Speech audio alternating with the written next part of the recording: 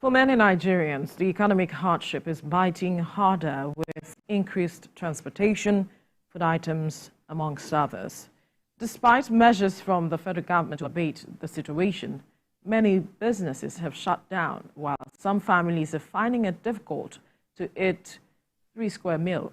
The presidency has now accused unscrupulous Nigerians of working to undermine President Bola Ahmed Tinubu's administration to revamp the Nigerian economy. Vice President Kashim Shettima, while making the statement at the conference, said 45 trucks loaded with maize were caught being transported to neighbouring countries earlier in the week.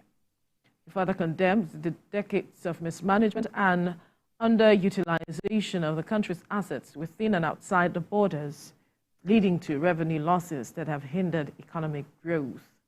But joining us in the studio is the public affairs analyst, Daniel Akinlami. Good morning. Good morning. Thank you for joining us. It's my pleasure to be here. Yesterday, the papers were awash with the Vice President's statement talking about how it is that saboteurs and smugglers were the ones hindering the progress that Nigerians needed to see with regards to the policies being put in place by the government, and that they have discovered certain routes where people were smuggling food items and all of it. And the question that came to mind is, why would people want to sabotage this government, deliberately sabotage this government's effort? To what end? Looking at the fact that everyone, especially the presidential candidates of the 2023 election, agreed that, fuel subsidy had to be removed. And then we started seeing some of the changes, the floating of the naira, the foreign exchange and all of it, so that we can have a stable economy. But why would someone just want to sabotage this effort? I think to start with, let me rephrase that question again. Is there truly a sabotage to the hunger crisis in the land? Well, I will quickly answer it by myself. Right. That I think to some extent I agree with the Vice President. There are elements of sabotage. But the issue on ground is quite deeper than sabotage. Really? It's quite deeper than those random smuggling incidents.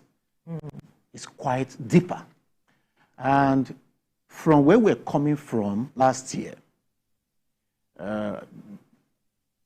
following the reforms rolled out by President Bola Ahmed Tinubu, covering the removal of fuel subsidy and then the floating of the naira.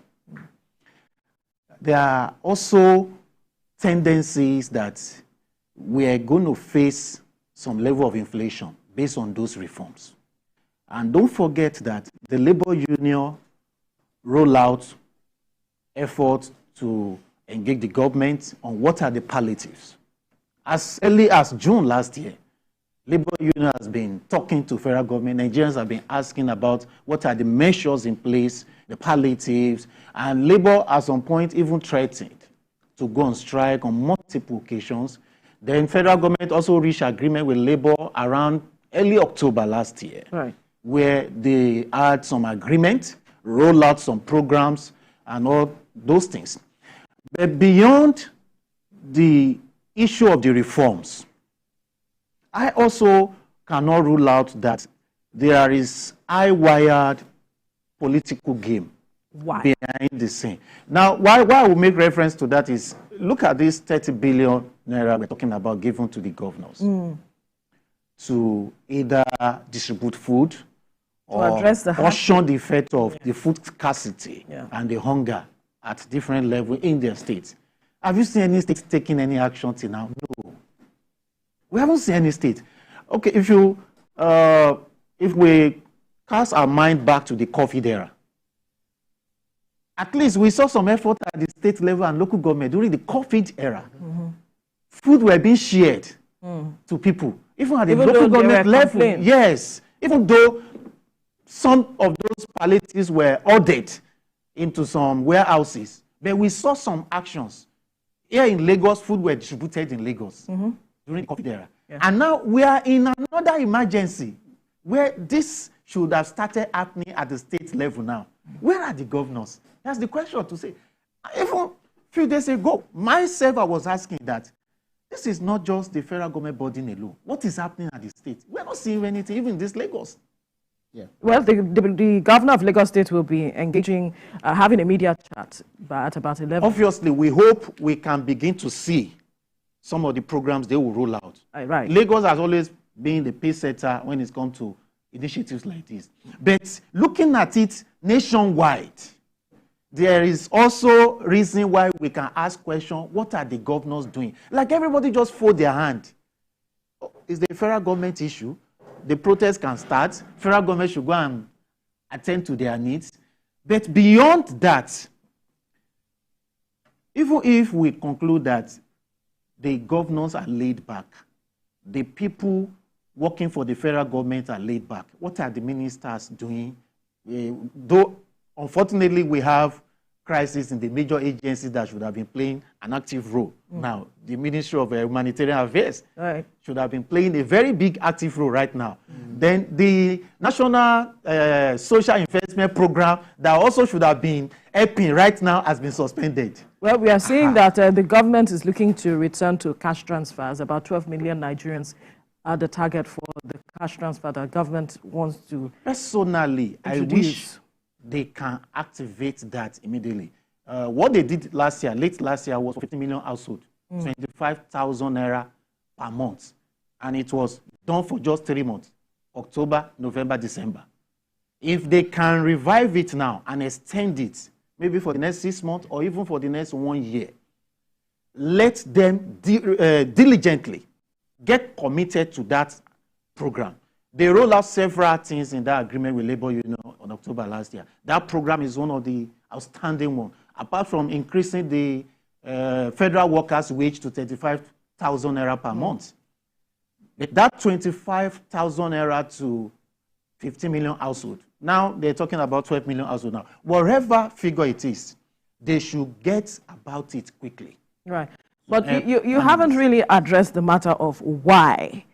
Why would certain persons deliberately want to frustrate the effort of government, looking at the fact that government is trying to, ensure that we move forward as a country? Another thing we need to consider is that things are unfolding. We may not be able to pinpoint accurately right now what exactly is going on, but we cannot rule out the fact that there are some high-wired politics behind the scene. But as more evidences are unveiled, for example, look at the forest crisis Nigeria is facing. Some bankers have been figured. Bank owners who collected, forests to help the system in the past 5 years, who have been alleged to be diverting the money to the black market for more profit and racketeering.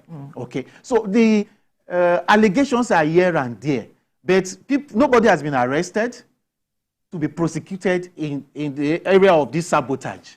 So we need to hold our breath and watch and see out. But we can see the sign that even the people within the government, how many of the ministers are actually working? We have almost about 3 or 4 ministries that have to do with, the state of the economy, the hunger, the labor union, and what have you. So how many of them are up and doing? Okay. Now, we are talking about the effect of removal of the fuel subsidy, the floating of the naira. And a few days ago, the Minister of Power had to come out to announce to us that the subsidy on electricity tariff is not sustainable. So just imagine the hardship we're facing alone. If federal government even dare remove that, imagine the pressure is going to bring. He gave the reasons, that there are some people who are not allowing that sector. Yes, it is. Again, another set of persons. I align with the National Assembly. They made the declaration yesterday, or proclamation now, that federal government should not remove it yet. Yes. Because the burden on Nigerians right now is what is causing these, reactions.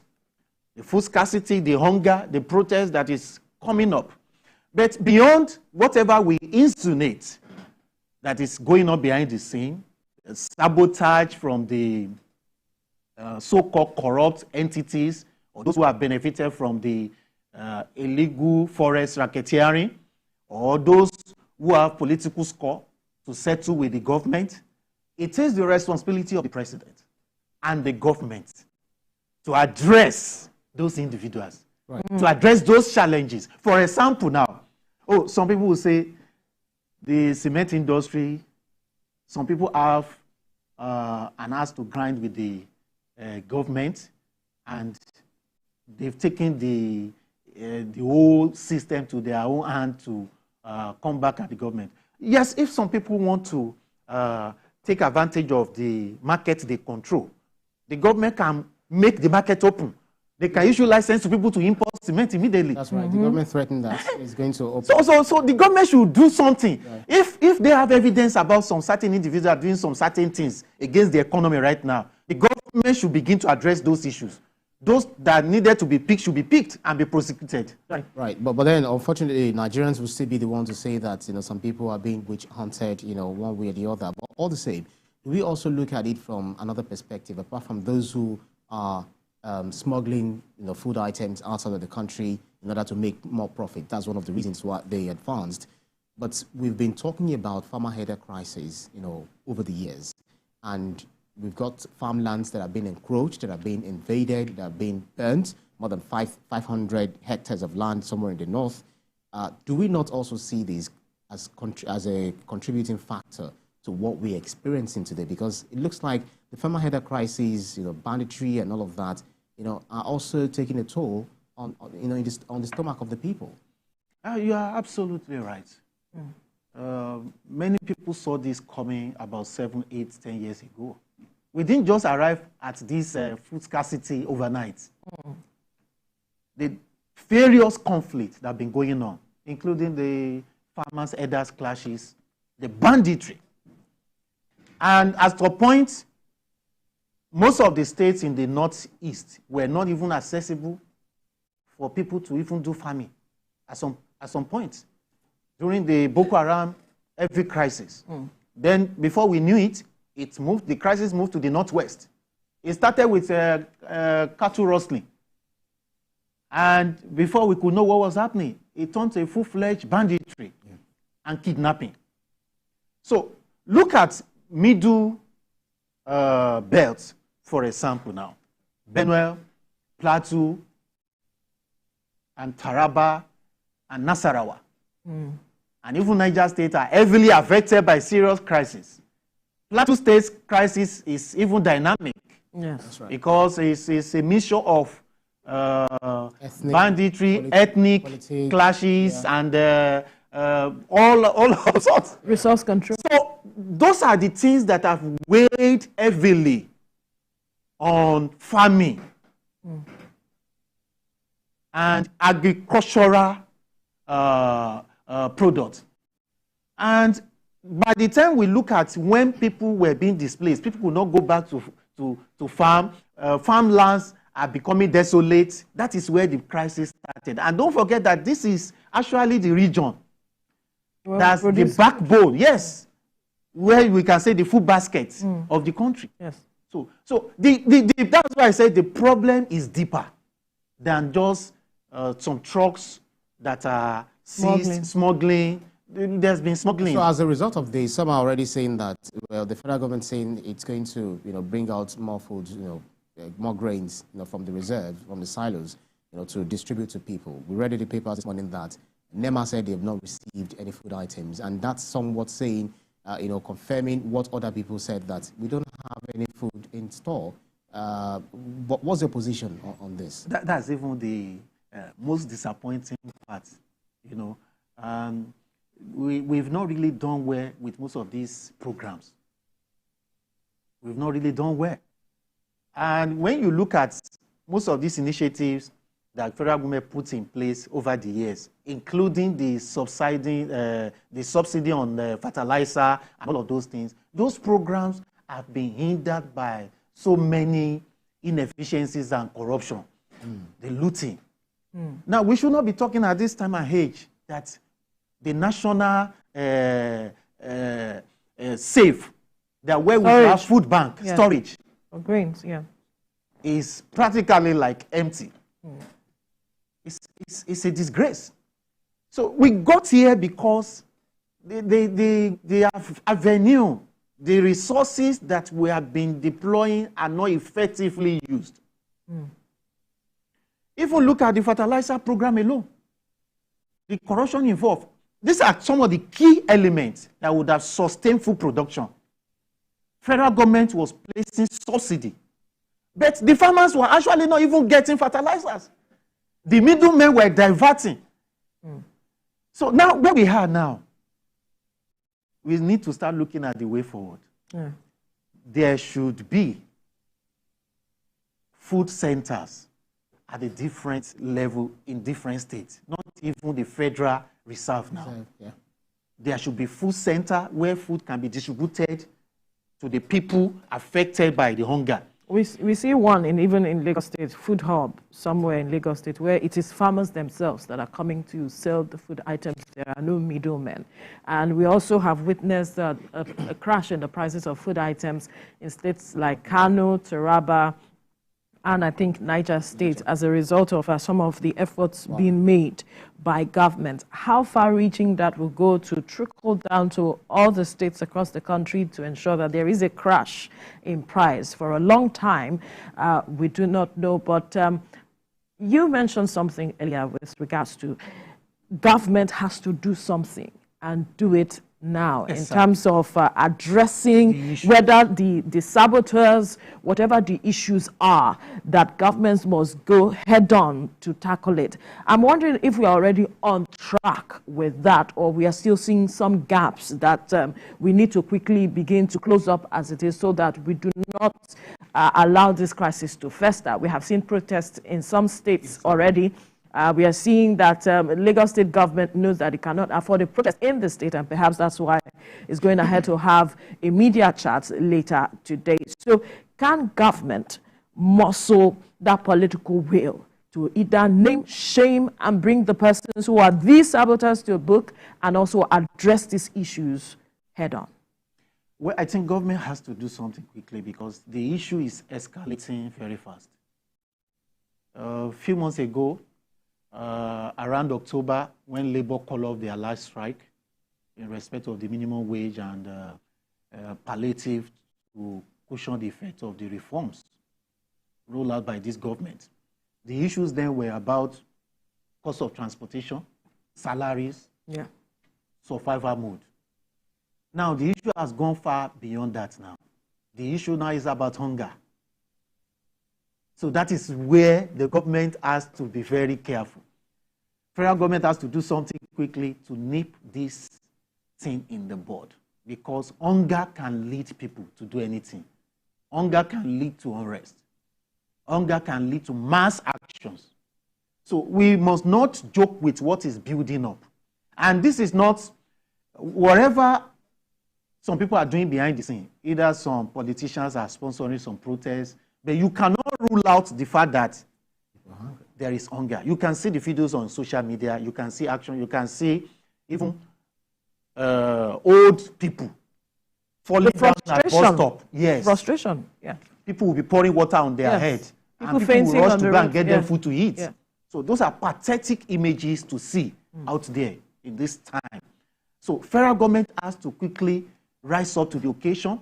And I will say, if there are evidences against some certain people manipulating what is happening, federal government should move against them. They should not waste time. If they find out that some people are involved in this food scarcity and all the issues that are building up, federal government should move against them. If you are in any manufacturing sector, either the food chain or the cement chain or what have you, and you are influencing the scarcity of food or the scarcity of the basic amenities that Nigeria should have now, the federal government should move against such people. But beyond that, federal government has to go back to that agreement they made last year and expedite action. Let me roll out about 4 key points from that agreement. The first one was about the increase of the minimum wage to 35,000 naira monthly for federal workers, which they've started paying. That one was very fantastic. And that will be going on till there is a new minimum wage passed into law. That's fantastic. Then there is the second one having to do with the 25,000 naira to 50 million household, which has ended in December. They only did that for 3 months. So they need to, as they plan to do it now for 12 million household, they need to activate it immediately. We do not know the amount, though. Yes, so they need to activate that immediately. It's very important. Then, thirdly, there is this provision in that agreement to remove value-added tax on diesel for 6 months. So, started in October last year. That agreement is supposed to end by next month, March.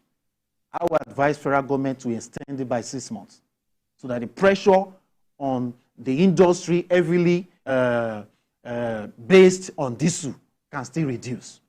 And then federal government also in that agreement promised incentives to private sector and public businesses. And that is the area where they need to focus right now. They need to give tax waivers, tax incentives to the core manufacturing companies involved in food distribution, food supply chain. They need to look at them. For example, maybe we look at the companies producing flour, which is one of the core ingredients in the staple food now, that lead to production of bread. And look at the bakers, look at the incentive to give to this industry. It's very paramount. If you're going to give them tax waiver, begin to consider that now, so that will mitigate the prices that have been fluctuating. And also some of them that are heavily affected by forests. In the things they import, the raw materials they import, federal government should begin to target them for tax incentive right now. That's right. If they're going to do that for 6 months or 1 year, they should begin to look at those areas. So those are the ways that federal government can begin to move immediately, so that you cannot unilaterally control prices. You cannot go and be shutting down supermarket up and down. Those are artificial, because the people importing the raw materials, producing these things, are paying heavily because of the forest crisis we are facing right now. To import the material is just no action, nothing since January, when this noise has been going up and down. It's just not supposed to be. So by now, everybody in their states too should be holding their governors, should be calling their governors out, because all of these actions cannot just be happening and the states are not doing anything. Those days, you will see local governments setting up food banks, food centers to distribute. Do they have the monies to do that now? Well, I think they will have to do something. They have to find something to do. Between them and their state governors, they have to find something. We know where the crisis came from. That they lack independence to control their budget or to control allocation from federal government. Everything goes to the governors, and the governor will just give them a portion to do whatever, pay bills and pay salaries. That's what we've been advocating. But beyond that, the governors know what to do if they want to carry the local government along. Some of these projects, when being rolled out by different states, will still move down to the local council. So for distribution, for effective access to the grassroots. So, but the governors need to lift up. 30 billion it's a lot. Get to work. It's a lot. 30 billion it's a lot. Beyond that, there are states today with 13% derivation funds. The people in those states should not even be protesting. Of course. If the writing was being done. If the writing is being done. There are about 5-6 states with ISIGR in Nigeria that we should not even be asking them what is their plan. They should have rolled out plans since January. So the people of the state need to now begin to wake up to this responsibility. We need to ask the government That's what a democracy is about. We are not asking you to protest, but to ask the right questions.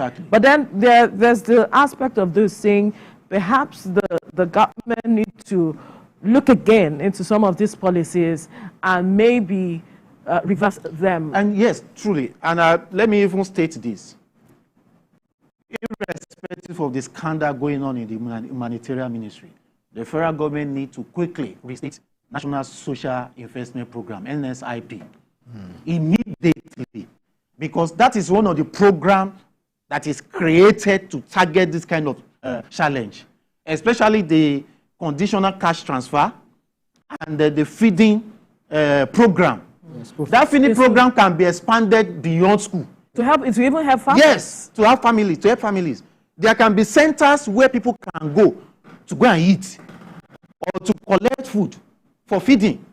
Prepared food. Now, we're not even talking about distributing staple food. No, I was saying it could even help farmers who are also facing a crisis now. Yes, I know that. Government to buy the items from them. The question on many people's lips is the fact that who are the people that will man the program now when scandals have followed corruption. Yeah. But what I will advise is that federal government should look for credible people from religious sector, from the private sector, and even among professionals. They should assemble quality people that can take charge of this program for emergency sake. So if the program will run for 6 months or 1 year, those people will be domiciled with the authority to take charge for that period, for the emergency sake of what we are facing. But should government look at reversing some of the policy decision it made, as it came into government as it is? Because that's what some other persons are calling, because everything changed after the declaration, fuel subsidy is well, I think that will be very difficult. That will lead to policy somersault. And we saw what happened in Kenya. The implication, some of these things are not that easy like that. In Kenya, sorry to cut you short, they also removed the fuel subsidy. But when there was protests here and there, the government had to put in place subsidy again, reintroduce it again, but for some time to ensure some level of stability before it took it off. But, Nigeria is different from Kenya. And for face saving, it's possible here. It's possible here. We can be paying it underground without announcing that we're bringing subsidy. Well, IMF said exactly. So for face saving, so that's why Nigeria is different, and you won't expect the president, after all the drums that were rolled, the applause, the international applause for removing the subsidy finally, to just come suddenly and concede. It's not easy to do. Because we're going the way of bankruptcy before. It's not easy to do. So that's why some policies sometimes can just be left to just run its course till another administration can be put to reverse. Because the damage it will do to the government alone, and this policy somersault. The effect of policy somersault alone is not small. Because it's going to boomerang on some other policies and some other things. Yeah. Another initiative that the government will still run in the course of time. All right. So here now, this government, I can tell you that, cannot take a budget to the National Assembly and write fuel subsidy inside, and write a fuel subsidy inside it, or even look for money to defend Naira